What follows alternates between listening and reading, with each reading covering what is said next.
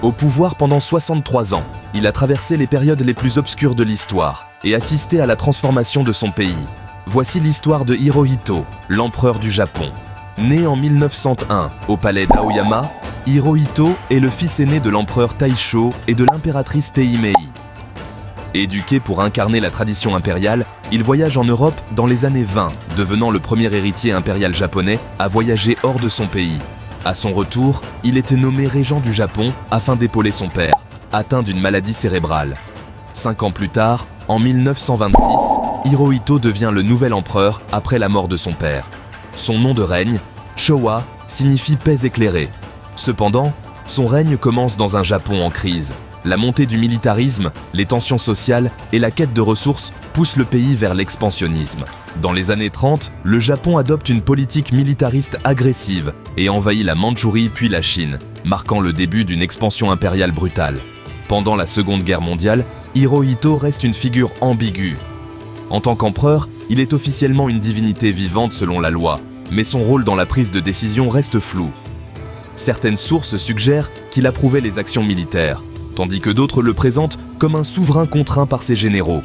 Le bombardement de Pearl Harbor, qui entraîne l'entrée des États-Unis dans la guerre, marque un tournant. Malgré des victoires initiales, le Japon subit des revers majeurs. En 1945, les bombardements atomiques d'Hiroshima et de Nagasaki, combinés à l'entrée en guerre de l'URSS, conduisent à la capitulation japonaise. En août 1945, Hirohito prononce un discours radiodiffusé historique dans lequel il annonce la reddition du Japon. C'est la première fois que ses sujets entendent sa voix, brisant l'aura mystique de l'empereur. Après la guerre, Hirohito est épargné des poursuites pour crimes de guerre, contrairement à de nombreux dirigeants japonais. Le général américain Douglas MacArthur, chef des forces d'occupation, juge qu'Hirohito est essentiel pour maintenir la stabilité du pays.